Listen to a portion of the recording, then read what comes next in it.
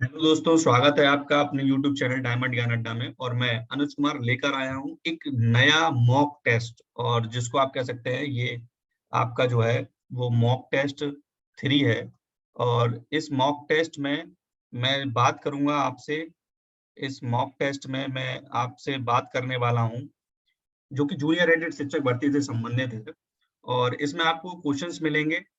50 question है जो कि जीके से संबंधित है। आपको पता है उसका प्रारूप, पता है कि कैसे एग्जाम होना है। उसमें एक 50 नंबर का पेपर आएगा और एक आपका सब्जेक्टिव होगा जो कि 100 नंबर का होगा। टोटल 150 नंबर का एग्जाम होना है।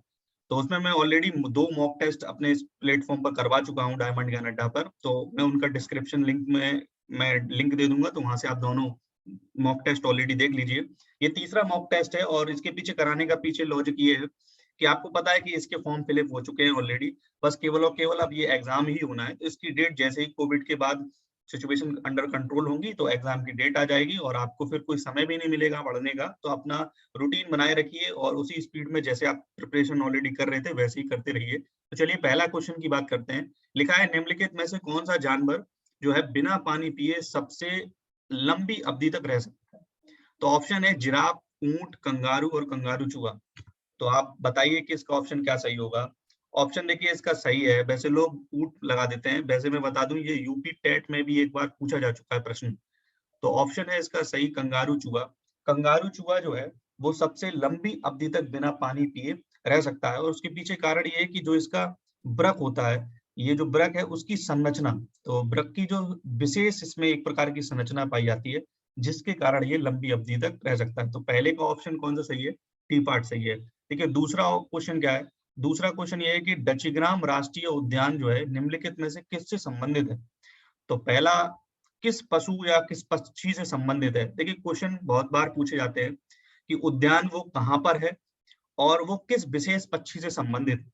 तो ये कस्तूरी मृग से, या येलो ओरियोल से, या येलो गोल्डन ओरियोल से, या येलो थ्रोटेड मार्टन से, या हंगुल या कश्मीरी स्टैग से। तो शायद आपको ऑप्शन समझ में आ गया होगा। इसका ऑप्शन डी पार्ट सही है, हंगुल या कश्मीरी स्टैग से। ये हंगुल या कश्मीरी स्टैग जो है वो डचीग्राम राष्ट्रीय उद्यान में पाया जाता है। तो मैं थोड़ी सी बात बता दूं आपको डचीग्राम राष्ट्रीय उद्यान के बारे में। ये क्या है, ये जम्मू एवं कश्मीर में राष्ट्रीय उद्यान है। और साथ ही साथ इसकी स्थापना जो है वो 1981 में हुई थी। और ये हंगोल या कश्मीरी जो स्टैग है, इस हंगोल या कश्मीरी स्टैग के बारे में अगर मैं बताऊं तो ये एक तरीके का लाल जो हिरन होता है, उस लाल हिरन की एक उप जो है, लाल हिरन की एक उप प्रजाति है, उसके लिए प्रसिद्ध है। ठीक है, लाल हिरन की एक उप प्रजाति है उसके लिए प्रसिद्ध है। तो दूसरे का ऑप्शन भी डी पार्ट सही है। ठीक है, नेक्स्ट तीसरा क्वेश्चन है। देखिए तीसरा क्वेश्चन है कि विश्व जैव विविधता दिवस कब मनाया जाता है? कोई ना कोई एक दिवस जरूर पेपर में पूछा जाता है, चाहे कोई भी एग्जाम हो, चाहे वनडे एग्जाम हो, चाहे आपका कह लीजिए इस तरीके के एग्जाम यूपी टेट हो या यूपी सुपर टेट हो जिसको आप जानते हैं, ये जूनियर एडिट का है। हर एक एग्जाम में वो एक पूछा ही जाता है। तो जैव विविधता दिवस कब मनाया जाता है और उनकी थीम भी 22 मार्च को, 22 मई को, 23 जून को या 16 अप्रैल को।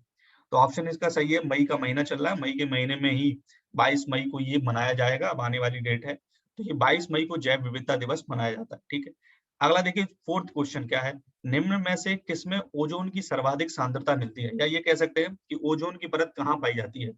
देखिए ऑप्शन लिखे हुए हैं ट्रोपोस्फेयर, मेसोस्फेयर, स्ट्रेटोस्फेयर और एक्सोस्फेयर। तो आपको ऑप्शन देखिए हिंदी में ना होके पूछ के इन्होंने अंग्रेजी में उनकी लिखे हुए हैं। जैसे वैसे तो आपको पता है कि वायुमंडल में परतें पाई जाती हैं, इनको परतें कहते हैं। और परतें जो है सबसे पहले क्षोभ मंडल, समताप मंडल, आयन मंडल, बहिर्मंडल, इस तरीके से हैं। तो जो आप बताइए कि इसका आंसर कौन सा सही होगा। तो जो वायुमंडल में ओजोन की सांद्रता सबसे ज्यादा किसमें पाई जाती है? Option C part, stratosphere. इसी को हिंदी में कहते हैं समताप मंडल। क्या कहते हैं? समताप मंडल। तो फोर्थ का ऑप्शन कौन सा सही है? फोर्थ का ऑप्शन सी पार्ट सही है। ठीक है, नेक्स्ट देखिए, नेक्स्ट 5 क्वेश्चन है। ग्रीन पीस इंटरनेशनल का मुख्यालय कहाँ पर स्थित है? कोई ना कोई ऐसी संस्था जो कि विश्व स्तरीय संस्था है, उसका मुख्यालय पूछ लेते हैं। जैसे यूएनओ का कहाँ है ना, इसके बाद WHO का कहाँ पर है। तो इसी प्रकार से ग्रीन पीस इंटरनेशनल का मुख्यालय कहाँ पर स्थित है? तो फिफ्थ में ऑप्शन देखिए एम्स्टर्डम में, कैनबरा में, ओटावा में या नागासाकी में। तो इसका ऑप्शन सही है फिफ्थ का ए पार्ट, एम्स्टर्डम में। और ये एम्स्टर्डम है कहाँ पर, तो आपको पता होगा ये एम्स्टर्डम जो है वो नीदरलैंड में है। कहाँ पर है? नीदरलैंड में, ठीक है। तो ऑप्शन आपका फिफ्थ का ए पार्ट सही है। नेक्स्ट है सिक्स क्वेश्चन। सिक्स क्वेश्चन है, शिक्षा मंत्रालय को मानव संसाधन मंत्रालय कब किया गया? देखिए ध्यान से क्वेश्चन पढ़िए और ऑप्शन उसके अनुसार देना है। 1980 में, 1990 में, 1992 में, 1985 में। देखिए ऑप्शन बहुत जल्दबाजी में आपको नहीं देना। पहले क्वेश्चन लिखा है शिक्षा मंत्रालय को मानव संसाधन मंत्रालय, जिसको आप कहते हैं MHRD, MHRD मिनिस्ट्री जो जिसे बोलते हैं आप, तो ये कब इसको घोषित किया गया था? तो इसका जो है वो आपको ऑप्शन बता दें हम, इसका ऑप्शन सही है डी पार्ट। 1985 में क्या था कि राजीव गांधी की सरकार थी, और राजीव गांधी की सरकार में हुआ ये था कि जो ये शिक्षा मंत्रालय था इसका नाम MHRD कर दिया गया था। लेकिन अभी आपको पता होगा 2020 में एक नई शिक्षा नीति आई है, NEP, नेशनल एजुकेशन प्रोग्राम। इस NEP में फिर पुनः ये जो MHRD था, इस MHRD को फिर बदल के शिक्षा मंत्रालय कर दिया गया है। तो ये बात आप याद रखेंगे, एडिशनल नॉलेज आपको मैंने दे दी है। अब देखिए अगला सेवेंथ क्वेश्चन ये है, एक सूची 1 है और एक सूची 2 है, सुमेलित करनी है, बतानी है कि कौन सा इसका ऑप्शन सही होगा। इधर क्या दिया है, एल्यूमिनियम कंपनियां हैं और इधर उनकी स्थिति है कि ये बाल्को कहाँ पर है, हिंडाल्को कहाँ पर है, इंडियन एल्यूमिनियम कंपनी कहाँ पर है और नाल्को कहाँ पर है। तो ऑप्शन आपको इसमें मिलाने हैं और उसी के आधार पर आपको इसका आंसर देना है। तो बताइए कि कहाँ पर है ये Balco, Hindalco, Indian aluminium company और नाल्को। कोई एक भी अगर आपको पता होगी तो आप इसका आंसर लगा पाएंगे। देखिए मैं बता दूं, बाल्को जो है वो बाल्को है कोरबा में, तो पहले का ऑप्शन सही है थ्री पार्ट। इसके बाद हिंडाल्को जो है वो है रेणुकूट, और ये रेणुकूट जो है वो है यूपी में। ये रेणुकूट जो है वो यूपी में, तो हिंडाल्को यूपी में हो गया। तो पहले का थर्ड और दूसरे का फोर्थ देख लीजिए आप, पहले का थर्ड और दूसरे का फोर्थ, इसका मतलब इसका ऑप्शन कौन सा सही है? सी पार्ट सही है, ठीक। तो नेक्स्ट अगला क्वेश्चन करते हैं एट्थ। अगला क्वेश्चन है कि निम्नलिखित में से कौन सा भारत में स्थापित प्रथम राष्ट्रीय उद्यान है? ये तो सरल क्वेश्चन है, सबको पता होगा। चंदौली राष्ट्रीय उद्यान है, जिम कॉर्बेट राष्ट्रीय उद्यान है, गिर वन राष्ट्रीय उद्यान है, या दुधवा राष्ट्रीय उद्यान है। तो बताइए कौन सा राष्ट्रीय उद्यान है? तो ऑप्शन इसका सही है जिम कॉर्बेट राष्ट्रीय उद्यान। और जिम कॉर्बेट राष्ट्रीय उद्यान आपको पता होगा सबसे पहले स्थापित हुआ और ये 1936 में हुआ था। और जब ये स्थापित हुआ था तो इसका नाम क्या था? हैले राष्ट्रीय उद्यान के नाम से इसको जानते थे। हैले राष्ट्रीय उद्यान के नाम से जानते थे, और फिर इसको जिम कॉर्बेट के नाम से जानने लगे। तो ऑप्शन एट का डी बी पार्ट सही है, ठीक है। इसके बाद देखिए अगला क्वेश्चन है, भारतीय पर्यटन के स्वर्ण त्रिभुज में सम्मिलित शहर कौन से है? आगरा, दिल्ली, जयपुर, मथुरा, आगरा तथा ग्वालियर, आगरा, कानपुर तथा लखनऊ, या उपरोक्त में से कोई नहीं। तो बताइए इसका आंसर कौन सा सही होगा? 9 का ए पार्ट सही है, आगरा, दिल्ली और जयपुर। ये तीनों शहर जो हैं वो एक त्रिभुज वाली जो संरचना है, उस त्रिभुज की संरचना में ये तीनों स्वर्ण त्रिभुज में सम्मिलित शहर हैं। तो फिफ्थ नाइन्थ का ए पार्ट सही है। नेक्स्ट अगला क्वेश्चन है और इम्पोर्टेंट भी है कि भारत के पश्चिमी तटीय मैदान के उत्तरी भाग को जिस अन्य नाम से भी जाना जाता है, मतलब पश्चिमी तटीय मैदान के उत्तरी भाग को, बताइए कर्नाटक तट, मालाबार तट, कोंकण तट, या कोरोमंडल तट। तो ऑप्शन इसका सही है 10 का कोंकण तट के नाम से भी जाना जाता है। उत्तरी जो आपका दक्षिण उत्तरी भाग का जो पश्चिमी भाग का उत्तरी भाग है, ठीक है, पश्चिमी तटीय मैदान का उत्तरी भाग है, उसको किसके तट के नाम से भी जानते हैं? कोंकण तट के नाम से जानते हैं, ठीक है। नेक्स्ट 11th क्वेश्चन है कि जिस रूप में पौधे नाइट्रोजन प्राप्त करते हैं वह क्या होता है? ये तो सरल क्वेश्चन है और ये भी टेट में आ चुका है कि नाइट्रिक ऑक्साइड, नाइट्रेट, अमोनिया या नाइट्राइट। तो 11 का बी पार्ट सही है। कौन सा किसके रूप में प्राप्त करते हैं नाइट्रोजन? करते हैं नाइट्रेट के रूप में। ऐसा नहीं कि वायुमंडल में जो नाइट्रोजन है सीधे सीधे नाइट्रोजन ले लेते हैं पौधे, तो पहले नाइट्रोजन नाइट्रेट में कन्वर्ट होती है, फिर उसको वो लेते हैं। इसके बाद नेक्स्ट अगला क्वेश्चन है 12। तो 12 क्वेश्चन ये है कि बायोगैस संयंत्र से निष्कासित निम्नलिखित में से कौन सी गैस ईंधन के रूप में प्रयोग में आती है? बताइए, ब्यूटेन आती है, मीथेन आती है, प्रोपेन आती है, या एथेन आती है? तो 12 का ऑप्शन सही है। बताइए कौन सी गैस जो है वो आपकी ईंधन के रूप में प्रयोग में आती है? तो सबको पता होगा ये जो मीथेन है, इस मीथेन को ईंधन के रूप में प्रयोग भी कर लेते हैं बायोगैस में। ठीक, इसके बाद नेक्स्ट अगला क्वेश्चन है 13 कि निम्नलिखित में तापमापियों में से किसे पायरोमीटर कहा जाता है? क्या कहा जाता है? पायरोमीटर।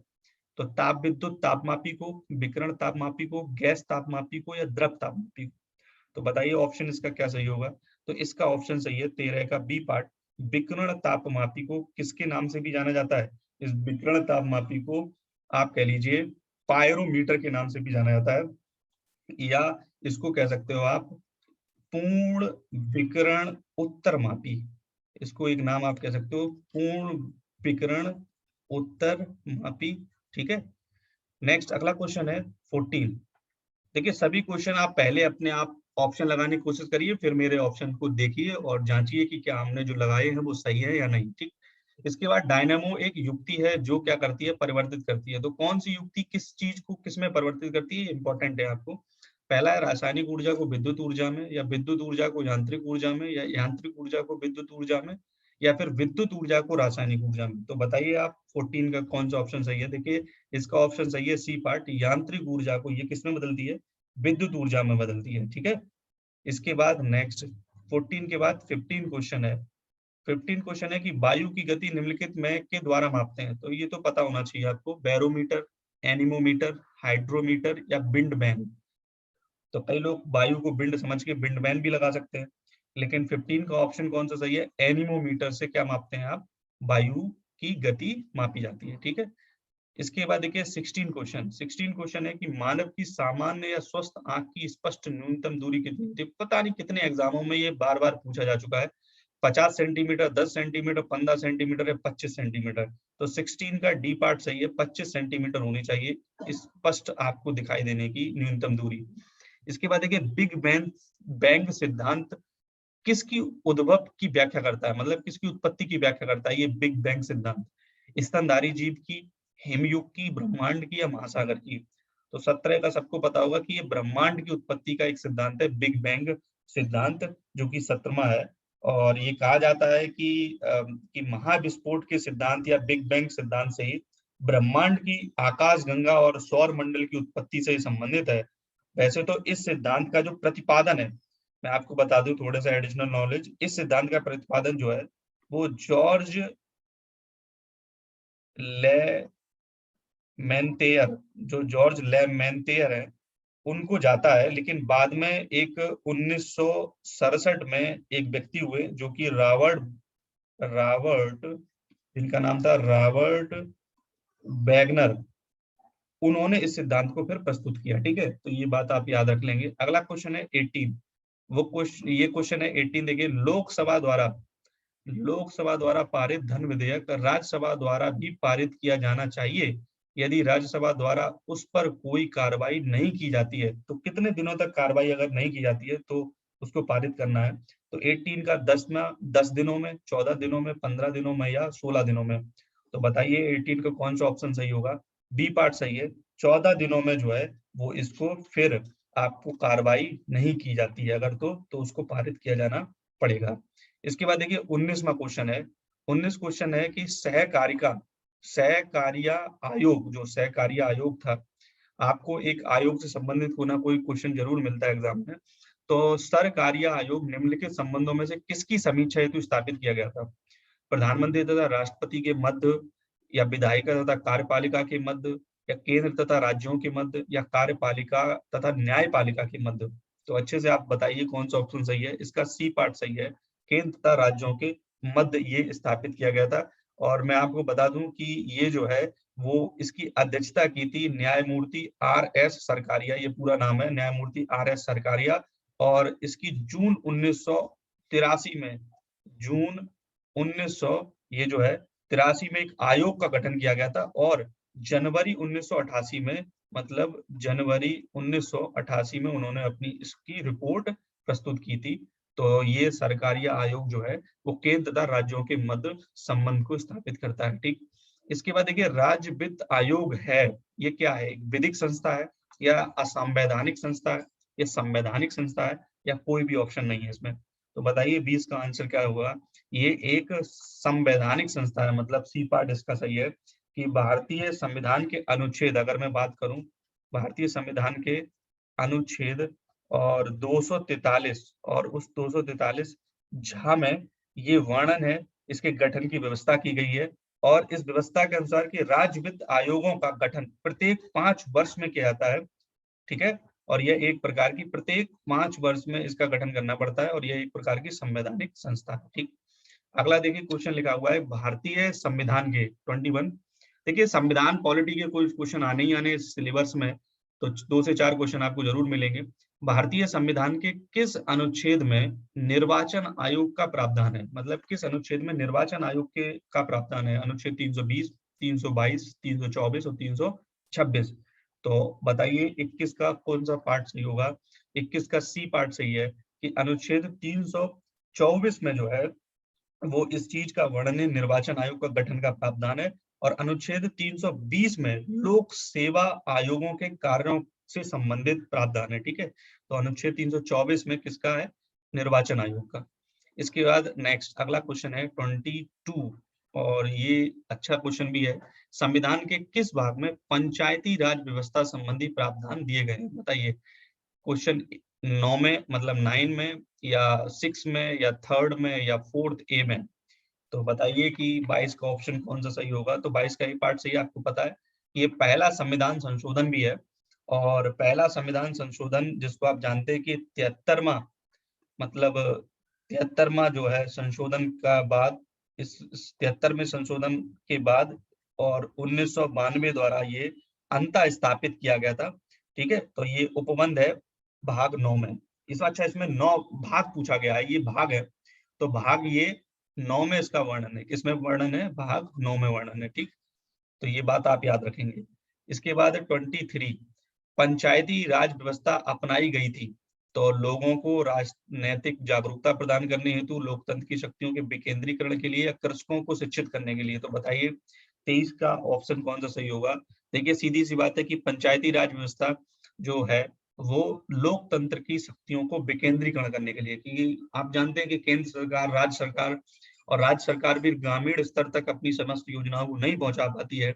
तो उसके लिए फिर उन्होंने एक और त्रिस्तरीय जब भी पंचायती व्यवस्था कहलाती है तो उसमें फिर ये जो पंचायती राज व्यवस्था है वो भी उसका एक महत्वपूर्ण अंग है।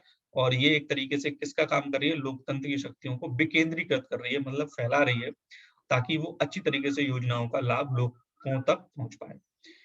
अगला देखिए क्वेश्चन है कि भारत में पंचायती राज व्यवस्था का शिल्पी किसे कहा जाता है? अच्छा क्वेश्चन है कि आचार्य नरेंद्र देव को, GV.K. राव को या B.R. मेहता को या L.M. सिंघवी को। तो बताइए 24 का ऑप्शन कौन सा सही है? इसका ऑप्शन सही है सी पार्ट, मतलब B.R. मेहता। B.R. मेहता को क्या कहा जाता है? ये पंचायती व्यवस्था का शिल्पी कहा जाता है, ठीक है। तो ये आप याद कर लेंगे। अगला लिखा हुआ है 25 क्वेश्चन कि नई जो राष्ट्रीय शिक्षा नीति जो NEP 2020 के मसौदे के लिए गठित समिति के अध्यक्ष कौन थे? बहुत अच्छा क्वेश्चन है, ये जरूर कहीं ना कहीं एग्जाम में मिलेगा आपको। डॉक्टर के कस्तूरी रंगन है, राजीव कुमार है या रमेश पोखरियाल निशंक है या दिनेश भार्गव है। तो 25 का ऑप्शन आपका पता होगा, ए पार्ट सही है, के कस्तूरी रंगन है इसके अध्यक्ष थे और जिन्होंने ये NEP बना का मसौदा तैयार किया है, गठन किया है। और रमेश पोखरियाल निशंक ये तो इस समय हमारे शिक्षा मंत्री हैं, ठीक है। तो ये आपके शिक्षा मंत्रालय, चूंकि अब पहले MHRD था और वो अब शिक्षा मंत्रालय हो गया उसका नाम, तो ये शिक्षा मंत्री हैं। इसके बाद 26 क्वेश्चन है। 26 क्वेश्चन है कि निम्नलिखित में से भारत में सबसे बड़ी मशीनरीकृत खान है। सबसे बड़ी मशीनरीकृत खान है रत्नागिरी खान, जयपुर खान या सुंदरगढ़ खान या बेलाडीला खान। तो बताइए 26 का ऑप्शन कौन सा सही है? ये इसका 26 का डी पार्ट सही है, बेलाडीला खान। और ये आपको अगर पूछा जाए कि बेलाडीला खान है का, तो ये आपके छत्तीसगढ़, ये किस राज्य में है? ये छत्तीसगढ़ के जो कह लीजिए बक्सर जिला है, तो छत्तीसगढ़ के बक्सर जिला में ये मशीनरीकृत खान है, ठीक है। इसके बाद अगला दिया हुआ है निम्नलिखित में से 27, निम्नलिखित में से किस राज्य में टिन अयस्क का प्रमुख भंडार है? असम में, जम्मू कश्मीर में, छत्तीसगढ़ में या पश्चिम बंगाल में। तो बताइए कि किसमें टिन का सबसे ज्यादा भंडार है? तो ये ऑप्शन आपका सही है, सी पार्ट 27 का, कि छत्तीसगढ़ में सबसे ज्यादा भंडार है टिन अयस्क का, ठीक।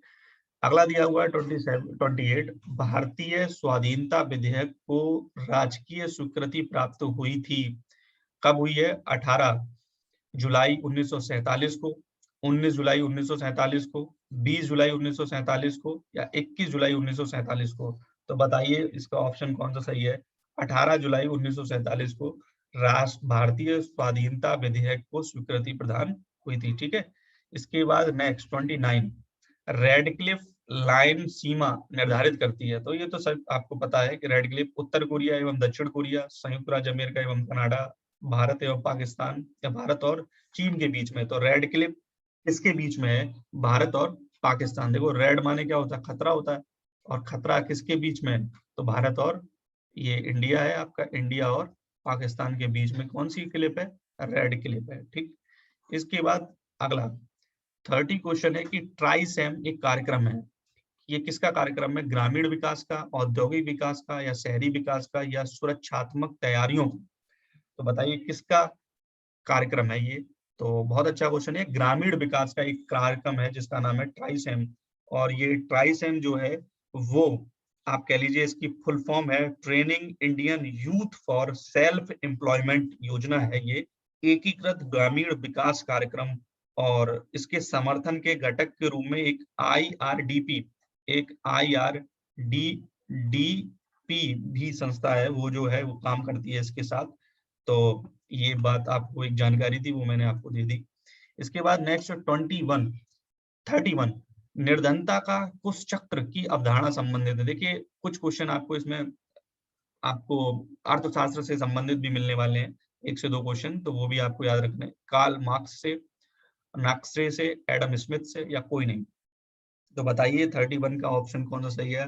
नाक्से जो है उन्होंने कहा है निर्धनता का कुश चक्र भी कहा है, तो 31 का सही पार्ट है, ऑप्शन है बी पार्ट। ठीक, इसके बाद 32, निम्नलिखित सूची 1 को सूची 2 से मिलाना है।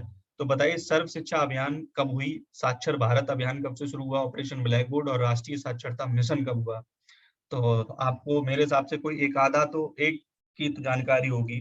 तो सर्व शिक्षा अभियान में से मैं बता दूं ये 2001 में हुआ सर्व शिक्षा अभियान। इसके बाद साक्षरता अभियान जो है वो 2009 में हुआ। ऑपरेशन ब्लैक बोर्ड जो है वो 1947 में हुआ, और राष्ट्रीय साक्षरता मिशन जो है वो 1988 में हुई है। तो अब आप देख लीजिए ऑप्शन कौन सा सही है। तो 32 का जो ऑप्शन सही है वो डी पार्ट सही है, पहले का थर्ड। तो ये पहले का थर्ड इसमें ही है। ठीक, इसके बाद नेक्स्ट 33 क्वेश्चन है कि 33 क्वेश्चन में कह रहा है कि 2011 में निम्नलिखित राज्यों में से किस राज्य में उच्चतम लिंगानुपात है? मतलब किसमें सबसे ज्यादा लिंगानुपात है? तमिलनाडु में, आंध्र प्रदेश में, कर्नाटक में, या उड़ीसा में? तो 33 का जो ऑप्शन है वो ए पार्ट सही है। अकॉर्डिंग टू इन राज्यों के अनुसार तमिलनाडु में जो है वो सबसे ज्यादा लिंगानुपात है, तमिलनाडु का 996 लिंगानुपात है। इसके बाद अगर मैं बात करूं आंध्र प्रदेश का तो 993 लिंगानुपात है। कर्नाटक का अगर मैं बात करूं तो 979 है, और ओडिशा का बात करूं तो 973 है। ठीक है, इसके बाद देखिए राष्ट्रीय, अगला 34 क्वेश्चन है, राष्ट्रीय जलमार्ग संख्या वन जोड़ता है, तो किसको किसको जोड़ता है? इलाहाबाद हल्दिया को, शदिया धुबरी को, कोल्लम कोट्टापुरम को, या काकीनाडा पुडुचेरी को? तो बताइए आप किसको जोड़ता है? अच्छा प्रश्न है, शायद मेरे हिसाब से पता होगा। ये जो है वो इलाहाबाद को हल्दिया से जोड़ता है। तो 34 का ए पार्ट सही है। ठीक है, इसके बाद अगर मैं बात करूं 35, निम्नलिखित में से कौन अलवार संत नहीं था? मतलब कौन अलवार संत नहीं था? पोएगई, या तिरुज्ञान, या पूनम, या तिरुमंगई? तो बताइए ऑप्शन इसका कौन सा होगा? देखिए पोगई, पूडम एवं तिरुगई अलवार संत थे, जबकि तिरुज्ञान जो थे वो अलवार संत नहीं थे। तो इसका ऑप्शन कौन सा सही है? बी पार्ट सही है 35 का। वो तिरु जो ज्ञान है वो अलवाई संत नहीं थे। इसके बाद 36, गौतम बुद्ध द्वारा अपने धर्म में दीक्षित किया जाने वाला अंतिम व्यक्ति निम्नलिखित में से कौन था? तो बताइए आनंद था, या सारीपुत्र था, या मोगलान था, या सुबुद्ध था? बहुत अच्छा क्वेश्चन है 36 का। तो ये सुबुद्ध जो डी पार्ट है वो है अंतिम, जो गौतम बुद्ध ने जिसको शिक्षित किया था 36 में। 36 क्वेश्चन का आंसर है डी पार्ट। ठीक है, इसके बाद 37, देखिए अब करंट कुछ क्वेश्चन है, और मैं बता दूं इस एग्जाम में, चूंकि इसका एग्जाम का पेपर मेरे हिसाब से बन चुका था, और इसलिए इसमें जो करंट है वो आप बहुत ज्यादा, आप जो करंट तैयार करें तो वो करंट मेरे हिसाब से आपको अप्रैल तक तैयार कर रही है, मई की करंट का कोई इसमें लेना देना नहीं। तो इसमें देखिए दिसंबर 2020 में राज्य सरकार की निर्देशिका तक डिजिटल राज्य सरकार की निर्देशिका तक डिजिटल पहुंच सुनिश्चित करने के लिए मोबाइल ऐप डिजी नेक्स्ट का प्रारंभ किस राज्य सरकार द्वारा किया गया है? तो आप बताइए किस राज्य सरकार द्वारा किया गया है? तो 37 का पहला ऑप्शन है आंध्र प्रदेश, दूसरा हरियाणा, उत्तर प्रदेश और पंजाब। तो 37 का ऑप्शन डी है। डी मतलब पंजाब राज्य ने ये डिजिनेस्ट प्रारंभ किया है, एक मोबाइल ऐप है। इसके बाद 38 म्यांमार ने किस भारतीय पनडुब्बी को अपनी नौसेना में शामिल किया है, जिसका नाम है विभूति या आईएनएस सिंधुवीर या आईएनएस हरियंत या आईएनएस आरिधमन। तो बताइए 38 का कौन सा ऑप्शन सही है? इसका बी पार्ट सही है, आईएनएस सिंधुवीर। ठीक है। इसके बाद देखिए अगला 39 इंडियन कोस्ट गार्ड आईसीजी ने maritime search and rescue operation के सहयोग के लिए 7 एशियाई देशों के साथ समझौता ज्ञापन पर हस्ताक्षर किए हैं। निम्न में से कौन सा देश इस समझौता का सदस्य नहीं है? तो बताइए इसका कौन सा सदस्य नहीं है? जापान, थाईलैंड, श्रीलंका या लाओस? तो 39 का टी पार्ट सही है, लाओस इस समझौते का सदस्य नहीं है। इसके बाद 40 19 जनवरी 2021 को प्रसिद्ध कैंसर विशेषज्ञ डॉक्टर बी शांता का निधन हो गया और इनसे संबंधित निम्न कथनों पर आपको विचार करना है, बताना है कौन सा प्रश्न इसका जो आंसर है वो सही है। उन्हें वर्ष 2005 में रेमन मैग्सेसे अवार्ड से सम्मानित किया गया। वर्ष 2016 में उन्हें पद्म विभूषण से सम्मानित किया गया और वह चेन्नई स्थित अडयार कैंसर संस्थान के अध्यक्ष थी।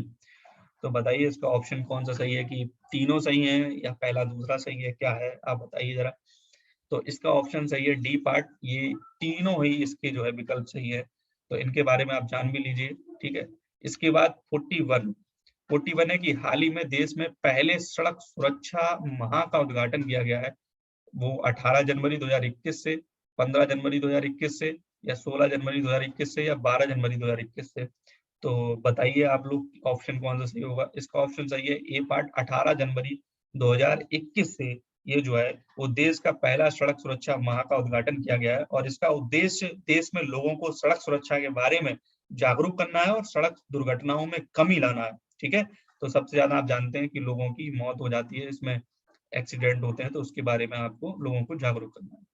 इसके बाद 42 क्वेश्चन है कि 15 जनवरी 2021 को किस देश की पहली स्वदेश विकसित जो है ड्राइवरलेस मेट्रो कार का अनावरण किया गया? बताइए किया है, किसने किया है? तो पीयूष गोयल जी ने, नरेंद्र मोदी ने या एम वेंकैया नायडू ने या राजनाथ सिंह ने? तो बताइए 42 का जो उद्घाटन किया गया है, अनावरण किया है, वो राजनाथ सिंह जी ने इसका किया गया है, जो पहली स्वदेश विकसित ड्राइवरलेस मेट्रो कार का अनावरण किया गया है। और ये जो है इसकी डिजाइन एवं विकसित इस कार का निर्माण जो है BEML कंपनी है, BEML, उस BEML द्वारा किया गया है और उसका निर्माण मुंबई महानगर जो विकास प्राधिकरण है उसके लिए किया जा रहा है। ठीक है। तो ये बात आप याद रखेंगे। अच्छा, कुछ क्वेश्चन आपको रीजनिंग के भी मिलने हैं, तो अब रीजनिंग के कुछ क्वेश्चन है। 43 पहला लिखा हुआ है कि 7 और फिर अनुपात में 49 फिर अनुपात 11। अब बताइए आप क्या होगा अगला, इसका जो आंसर क्या होगा? 121, 101, 111 या 131? तो सीधी सी बात है यार, इसकी 7 का मेरे हिसाब से आपको समझ में आ रहा होगा, 7 का वर्ग 49 है, तो 11 का वर्ग क्या होगा बताइए? तो 43 का ऑप्शन सही होना चाहिए, ए पार्ट 121। ठीक। नेक्स्ट अगला देखिए 44 एक विशेष कोड भाषा में मनी को जो है वो ये ZDONN लिखा हुआ है और इस कोड भाषा में RATED को क्या लिखा जाएगा? तो आप समझ पा रहे होंगे कि आपको, अगर आपने कोडिंग डिकोडिंग पढ़ी है तो आप ऑप्शन कर पा रहे होंगे। तो 44 का जो आंसर सही है, देखिए एम से जो बन रहा है, आप ध्यान रखें तो पहले से ये पहले का लास्ट बन रहा है, एम का क्या है MN, और एक बढ़ रहा है और एक घट रहा है, इसके बाद MNO होता है, तो ये हो गया, फिर इसके बाद ये बढ़ रहा है, देखिए एन के बाद O हो रहा है और ई के बाद क्या हो रहा है, ED हो रहा है, वाई के बाद फिर एक घट गया। तो इसी तरीके से आप बता सकते हैं कि आर के बाद जो बढ़ेगा वो एस हो जाएगा, तो लास्ट में जिसका एस हो। तो ऑप्शन 44 का अगर मैं कहूँ तो 44 का ऑप्शन सही है, सी पार्ट। ठीक। इसके बाद नेक्स्ट अगर कहें कि दिए गए विकल्पों में से जो विषम अक्षर युग्म है उसको पहचान कर आपको टिक करना है, C by, N, J, R N और एस एन। तो बताइए कि इसका ऑप्शन कौन सा सही होगा। तो 45 का विकल्प ए से विकल्प बी में आपको ध्यान रखते हुए बताना है। तो जो अक्षर युग्म भिन्न हो तो ये डी, ठीक है, ये डी भिन्न है और सभी जो है वो मैच कर रहे हैं। इसके बाद 46 दिए गए विकल्पों में से विषम शब्द युग्मों को चुनना है। यदि देखिए पॉपुलर का जो कोड दिया है वो ये है और ये फेमस का कोड आपको बताना है। तो आप कोडिंग डिकोडिंग अच्छे से पढ़ लीजिए क्योंकि 2 क्वेश्चन मिलने ही मिलने हैं। तो इसका आंसर मैं आपको बता दे रहा हूँ, 46 का जो आंसर है वो डी पार्ट इसका आंसर सही है। और किस तरीके से किस टेक्निक से हो रहा है तो वो आप समझ पा रहे होंगे कि ये इसका जो पी है, पी के बाद MNOP क्यू, तो पी के बाद क्यू हो रहा है, ओ के बाद क्या हो रहा है, पी हो रहा है, इसके बाद पी के बाद क्या हो रहा है, यहाँ पर क्यू हो रहा है। तो एक एक प्लस ही हो रहा है, ठीक है। तो इसी तरीके से इसमें फेमस में एक एक प्लस कर दिया है। इसके बाद नेक्स्ट अगला 47, देखिए एक ना एक कोई आपको कैलेंडर का क्वेश्चन मिलेगा तो ये ध्यान रखना कि हंस है उसका जन्मदिन 5 जून को है और यदि तुषार का जन्म जो है वो 11 दिसंबर को हुआ था तो उसी वर्ष तुषार का जन्मदिन सप्ताह में किस दिन होगा। तो बताइए किस दिन होगा। 47 का ऑप्शन बताइए आंसर कौन सा सही है। तो 47 का अगर मैं कहूँ आंसर तो सी पार्ट सही है, आप कैलकुलेट कर लीजिए, सी पार्ट इसका सही है और अर्थात सोमवार को जो है वो उसका जन्मदिन होगा। कुछ नहीं, आपको दिन जोड़ने हैं, 5 जून को है तो अब 5 जून को सोमवार था तो आप जोड़ते चले जाइए, 5 जून के बाद जुलाई के दिन जोड़ लीजिए, तो 5 जून के बाद 25 बचे आपके जून में, फिर 31 की जुलाई, अगस्त, फिर सितंबर, फिर ये अक्टूबर, फिर ये नवंबर और फिर 11 दिसंबर तक। अगर आप टोटल जोड़ेंगे तो 189 दिन आएंगे और उसको 7 से डिवाइड कर देंगे तो 27 आपको सप्ताह मिल जाएंगे और पूरा पूरा डिवाइड हो गया है तो आप चूंकि उस दिन सोमवार था तो फिर सोमवार ही रहेगा, ठीक है। तो ये सरल है, कोई दिक्कत नहीं। इसके बाद यदि आगामी परसों रविवार है, 48 आगामी जो आने वाला परसों है उसको अगर रविवार है तो आगामी कल के दिन गत परसों का कौन सा बार होगा। अच्छे से पढ़िए, क्वेश्चन सरल है लेकिन उसकी भाषा थोड़ी सी कठिन है। तो मेरे हिसाब से और आपको क्वेश्चन का आंसर कर लेना चाहिए, तो आगामी कल के गत परसों जो है वो बृहस्पतिवार होगा, ठीक है। ध्यान देखना, एक बार अपने आप से करने की कोशिश करना, तो सरल क्वेश्चन है, आप कर पा रहे होंगे। अगला 49 क्या है कि कथन क्या लिखा है कि मेरी कक्षा में सभी विद्यार्थी बुद्धिमान है और सुनील बुद्धिमान नहीं है, ठीक है। मेरी कक्षा में सभी बुद्धिमान है और सुनील बुद्धिमान नहीं है, तो निष्कर्ष ये निकला है कि सुनील मेरी कक्षा का विद्यार्थी नहीं है। तो मेरे साथ बिल्कुल आपको समझ में आ रहा है कि जब सबरे बुद्धिमान है उस कक्षा में और सुनील बुद्धिमान नहीं है तो फिर सुनील उस कक्षा का नहीं है, तो निष्कर्ष ये बिल्कुल सही है, सुनील को कठोर परिश्रम करना चाहिए। तो ये इसका इस कथन से कोई लेना देना नहीं बनता। तो 49 का जो क्वेश्चन सही होगा आंसर वो बी पार्ट है कि केवल निष्कर्ष एक निकलता है, ठीक है। और लास्ट क्वेश्चन है, आई होप आपको वीडियो अच्छी लग रही होगी और इसी तरीके से आपको 10 से 12 और मॉक टेस्ट में कराने वाला हूं, तो आप लोग अब इस चैनल पर अपना प्यार देते रहिए। वीडियो अगर अच्छी लग रही है तो लाइक जरूर करिए और कमेंट के माध्यम से कोई भी ऑप्शन या किसी भी आंसर में आपको दिक्कत हो तो जरूर आप उसको बताएं ताकि हम उसका एक्सप्लेनेशन आपके कमेंट बॉक्स में जरूर अच्छे से कर पाए। तो 50वां क्वेश्चन है कि जनवरी 2021 में राष्ट्रीय जो सौर संगठन ने किसे अपना नया महानिदेशक निर्वाचित किया है। तो आप बताइए, उपेंद्र त्रिपाठी को, नृपेंद्र मिश्र को या राघवेंद्र प्रसाद को या डॉक्टर अजय माथुर को। तो ऑप्शन इसका सही है D part, doctor Ajay Mathur को, ठीक है। तो इस तरीके से आपको ये चीज अच्छी लगी होगी और मैं इसी तरीके से मॉक टेस्ट आपको लाता रहूंगा और जब सुपर टैट होगी तो सुपर टैट के भी आएंगे, टैट के भी मैं सभी एग्जाम आपको, सभी मॉडल पेपर आपको निष्पत्त कराऊंगा। तो आपका प्यार देने के लिए बहुत बहुत शुक्रिया।